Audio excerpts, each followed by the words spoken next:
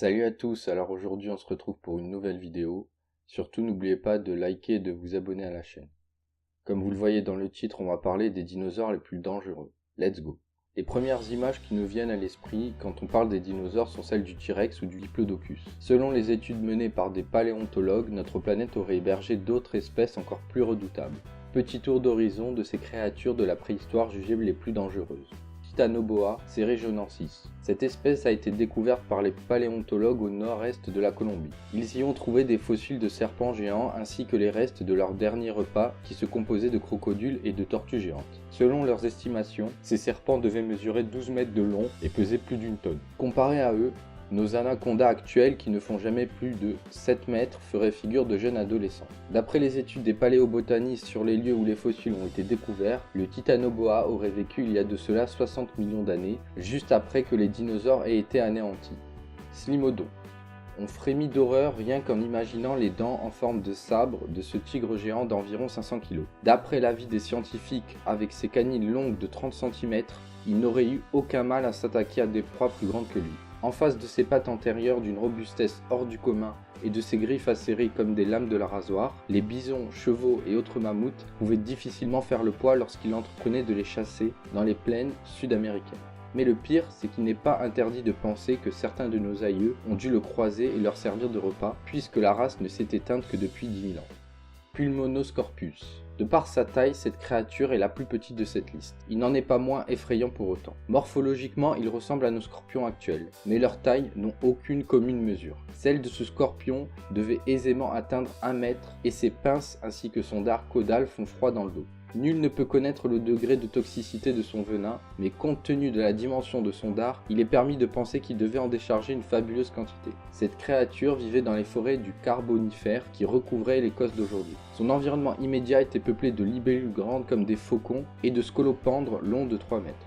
Purusaurus. Il y a 8 millions d'années, le Purusaurus vivait dans ce que nous connaissons aujourd'hui sous le nom de forêt amazonienne. Il avait la forme d'un gigantesque caïman. En fait, à l'époque, toute cette région n'était qu'une immense étendue d'eau où grouillaient des baleines d'eau douce, des crocodiles et des tortues géantes. Le Purusaurus devait être le plus grand prédateur de cette mer intérieure, comme le témoignent les restes d'autres animaux mutilés que l'on a découverts près de son squelette. Ce devait être l'un des plus grands individus de l'espèce crocodilienne que l'on ait jamais recensé. Il dépassait largement les 12 mètres de long.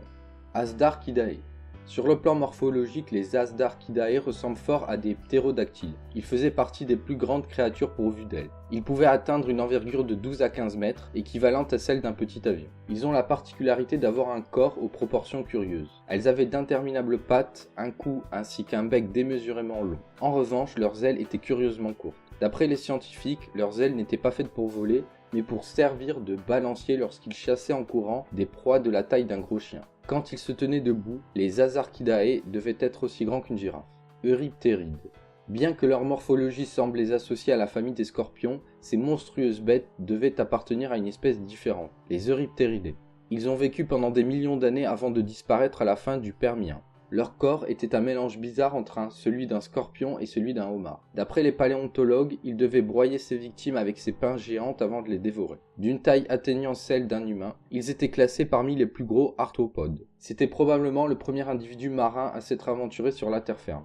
Les Euryptéridés avaient 2 paires de branchies. L'une leur permettait de respirer sous l'eau, tandis que l'autre l'aidait à respirer sur terre. Cette Euryptéride avait donc la faculté de chasser indifféremment sur les plages ou dans la mer. Mégalodon. Ce monstre préhistorique est assez familier. Ses dimensions sont si impressionnantes qu'il mérite qu'on le mentionne dans notre liste même s'il n'est vraiment apparu qu'après l'anéantissement des dinosaures. La taille du mégalodon pouvait atteindre jusqu'à 20 mètres de long et il devait bien peser 60 tonnes, soit 6 fois plus que le T-Rex. A l'évidence, la seule nourriture susceptible de sustenter ce squale géant était les baleines. Ce fait a été corroboré par les traces de morsures que comportaient les fossiles de baleines dans le monde entier. D'après les scientifiques, il était de la même génération que les australopithèques, mais ces derniers n'ont pas eu l'occasion de le voir vu qu'ils ne s'aventuraient pas encore à l'époque hors de leur environnement familier, c'est-à-dire la forêt primaire.